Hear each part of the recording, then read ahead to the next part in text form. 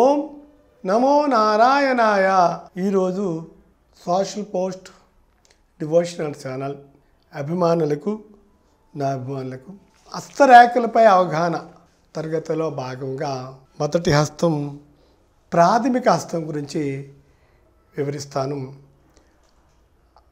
ప్రాథమిక హస్తం ఎలా ఉంటుంది, వారి గుణగణాలు ఎలా ఉంటాయి, వారు దేనిలో బాగా రాణించగలరు అనేది వివరిస్తాను. ఈ ప్రింట్ చూపిస్తున్నాను.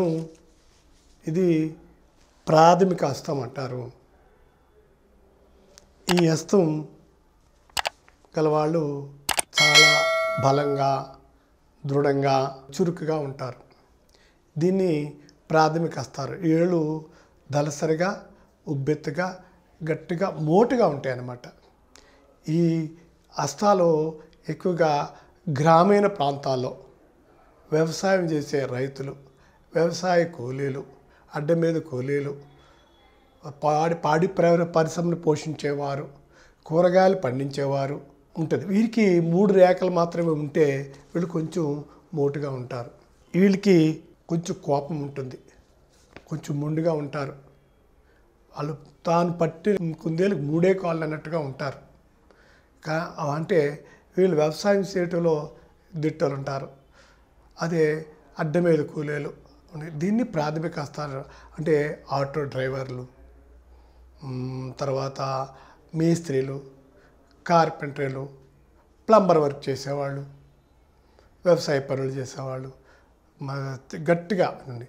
వీళ్ళలో కొంతమందికి సూర్యరేఖ ఉంటే వాళ్ళు పంచాయతీ సర్పంచులు, కోఆపరేటివ్ బ్యాంక్ ప్రెసిడెంట్లు, అదే డైరెక్టర్లు, అది కొంచెం ఆ గ్రామ ప్రాంతాల్లో కొంచెం పలుకుబడి ఉండి దాని ద్వారా వాళ్ళ పనులు చేయించుకోవటం, రాజకీయ నాయకుల మీద వీరేంటంటే వీళ్ళకి కొంచెం ప్రెస్టేజ్గా ఉంటారు.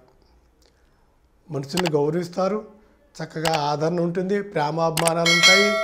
కానీ వీళ్ళే ఎవరైనా ఎంత రాజకీయ నాయకుడైనా, ఎంత గొప్పవారైనా వీళ్ళ దగ్గరికి రావాలని, వీళ్ళు సలహా తీసుకోవాలని, వీళ్ళు వాళ్ళకి హెల్ప్ చేయాలనే భావంతో ఉంటారన్నమాట. ప్రాంతీయంగా గ్రామాల్లో ఎక్కువగా ఉంటారు. వీళ్ళల్లో చాలామంది నేను సర్పంచ్లు అవ్వడం చూశాను, సొసైటీ ప్రెసిడెంట్లు అవుతున్నాను. కొంతమంది చాలా నిజాయితీగా ఉంటారు, మాటకి కట్టుబడి ఉంటారు, తర్వాత ఇచ్చిన మాట నిలబెట్టుకుంటారు. వాళ్ళు ప్రమాణం చేశారంటే దాన్ని నిలబెట్టుకోవడం కోసం ఎంతకైనా వాళ్ళు తెగిస్తారనమాట. అంత పట్టుదల ఉంటుంది వెళ్ళి. ఒక వ్యక్తిని లీడర్ చేయాలన్నా, ఒక వ్యక్తిని ముందుకు తీసుకురావాలన్నా వీళ్ళు సంకల్ప సిద్ధితో చేస్తే వాళ్ళకి ఎంత హెల్ప్ చేయగలుగుతారు. కాదంటే వీళ్ళకి మోటుగా, కోపంగా ఉంటారు. మనము చాకచక్యంగా వీళ్ళు తెలివితేటలు ఉపయోగించే గ్రామీణ స్థాయిలో వీళ్ళు బాగా ఉపయోగానికిలోకి వస్తారనమాట. అంటే సూర్యరేఖ. అలాగే ఈ రేఖ కాకుండా ఈ బట్టల వేలు కూడా వీళ్ళకి మోటుగానే ఉంటుంది, బండిగా ఉంటుంది. వీళ్ళు అంటే ఇంకా దూకుడు స్వభావం కలిగి ఉంటారు అనమాట. అంటే మనం ఏంటంటే వెనకాల వీళ్ళని ఎడ్యుకేటెడ్ చేసి ముందుకు నడిపిస్తే వీళ్ళు చేసేదంత వ్యవసాయం చేయటం కానీ, వ్యవసాయ పంటలో దిగుబడి తీయటలు కానీ వీళ్ళు మించిన వాళ్ళు ఉంటారు అనమాట. పాడి పంటలో వీళ్ళకి బాగా కలుస్తాయి. వీళ్ళు ఎక్కడుంటే అక్కడ పాడి పరిశ్రమ వృద్ధి చెందింది.